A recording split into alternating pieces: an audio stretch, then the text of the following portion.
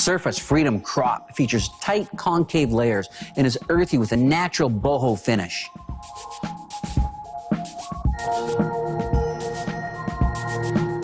To prepare the hair, we're working with the Trinity Tonic. The tonic gives me strength as I'm cutting, helps the section stay together. Starting in through the top, we'll take a section just as wide as the surface razor blade so we can shatter this line up. I want a length that's going to give me just a little bit of lift. Shatter that line, getting a really soft edge. So you can see the length we're taking that to will just give us a nice lift. I'm going to continue this back across our black zone, lifting that up nice and smooth and shattering that line down. Lifting that line up, shattering that line down. Taking that across, standing right in front of the section of the layer that I'm actually cutting. I'm going to shatter that line down. We'll continue that same line and across to our left. Well, I'll take our guide from that black zone right behind our part line. We're going to progress it to the front, then work with diagonals across. I'm going to use a technique of walking the shear here. And the reason that I've moved away from my razors, I want a little bit more strength as this hair lay across the forehead.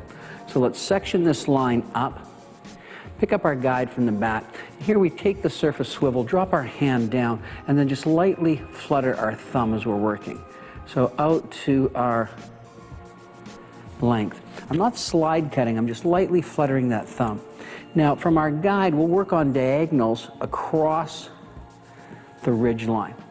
So lift that section up using that short as my guide and take the line across.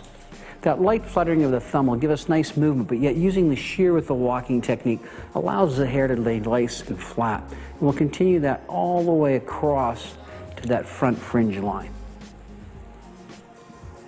Now, having completed our blend line through the top, we'll comb it away and work with it later in blending it through. We're going to start just over the high point of the ear. Let's comb this section away and comb everything flat in our nape. So our tonic really helps control the hair as a leave-in cutting. We're going to take this bulk nice and tight, thumb on the bottom, first finger on top. I'm going to cause that outer perimeter line to travel up right underneath my occipital bone. This is where my 7-inch shear gives me that really nice clean cut line. So when I drop that down, you can see how beautiful that fringe is falling in. I'm going to continue this over to my corner now. As we hit the red zone behind the ear to leave length, as I'm cutting, my comb lightly pulls out and away. And I'll be able to detail that length in afterwards. So we'll see how nice and soft that all falls into our hairline. As I move to the opposite side now, I'll use the same type of technique where I lift this up underneath that occipital bone and making sure that I'm coming in, and I'm going to work more directional on this line, just taking that line across, leaving my corner fall in. So we'll come in and lift this up and just work directional. And again, the 7-inch shear is a real must to give you that length to get in. Those short ends pushing that long in a way. And I'll come and detail that through afterwards. As I move up into the top now, I'm going to section my ridge line out and begin blending my black zone in through my side. Using that front black zone as a guide and my knuckles to the head, we lightly shatter this line into the cheekbone. So knuckles to the head, shatter this line in. And we're creating that movement now from the back. And then we'll come in and take some of that weight out vertically as well. So everything coming to the back, and you can see one of the things when we were scissor over combing, we used that black zone as our weight to guide ourselves to as well. But now, to keep the length, but collapse in a little tighter, we'll start with a new guide and just take that into the temple and down. Lift that up into the temple and down. And behind the eye, let's come in and just pencil it just a little bit shorter. Space always creates lift, and longer to the cheekbone. So we can come in and open the eye up and then leave that soft length fall off to the cheekbone. And we'll move over to the opposite side, pick up our guide, and create it disconnected as well. Taking our black zone corner, working diagonally down into that temple now, and the hand continues to pull the hair out to leave the length. So So pick up that guide, take the surface razor back and shatter that line in. And here I really want to work with the density of the hair that I have in through the temple. I want to see how my pattern lays. And one of the keys is as I work with my outer perimeter, my line always creates direction in the way that it flows. So I'm going to work a little shorter over the ear and longer as I move into the cheekbone, just to separate that line. Same as we did on the opposite side. Let's go in and create space in behind the eye, but make sure we leave that corner in through the jaw. And now we'll come in, work with the density of the hair, just to create that really nice collapse. As I'm cutting, my hand always flows out to really leave that length in my line. For my outer perimeter, knowing that short hair always pushes long away and brings attention in the direction the line flows. We work shorter over the ear and longer into the face, really just to give me that line to separate my cheekbone.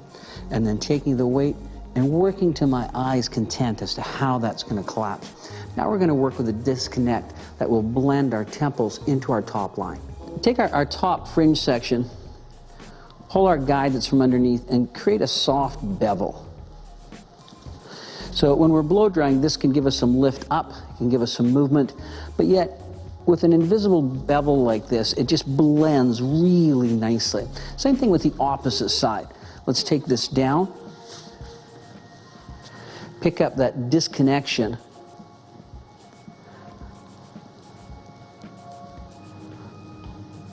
and create a very, very, very soft blend with that disconnection.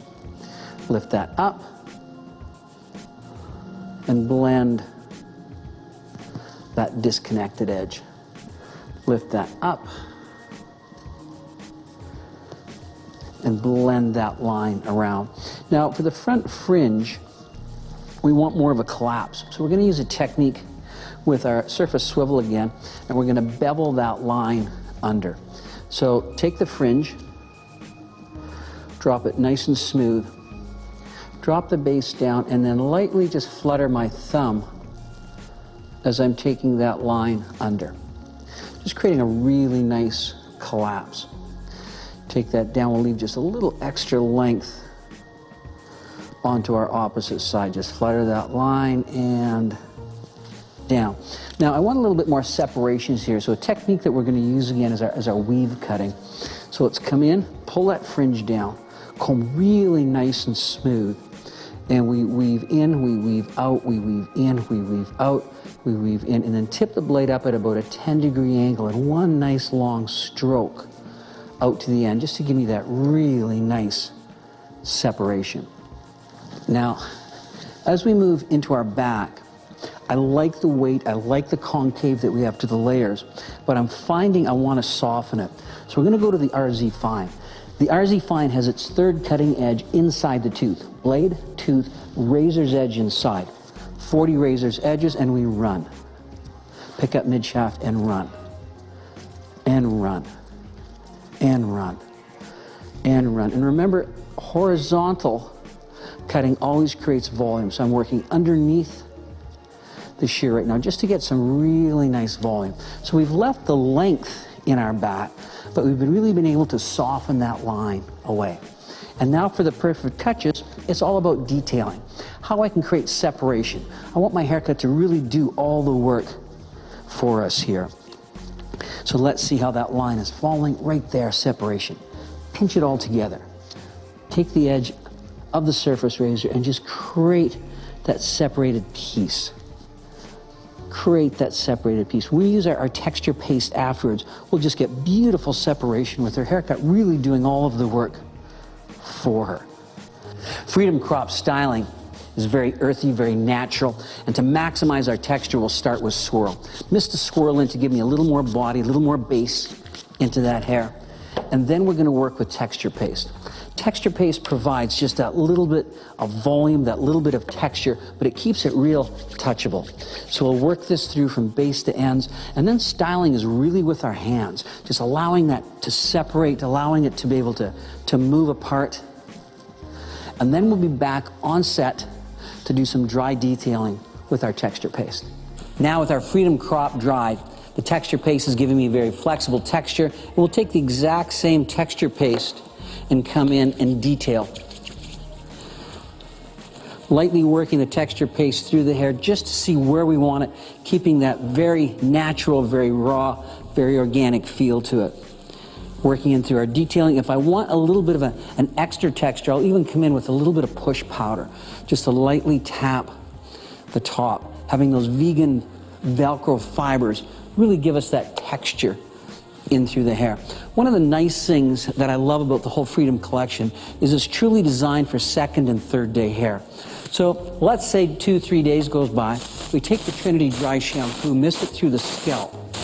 What that does is it takes off any unnecessary oils at all, removes any type of odor or such for the hair. And then if I want to really rework this, I come back in with Swirl and I dampen it down and restyle. And that Swirl gives me that real added texture again for that hair. The styling is unlimited, but it's natural, it's raw, it's organic, and it's the Freedom Crop.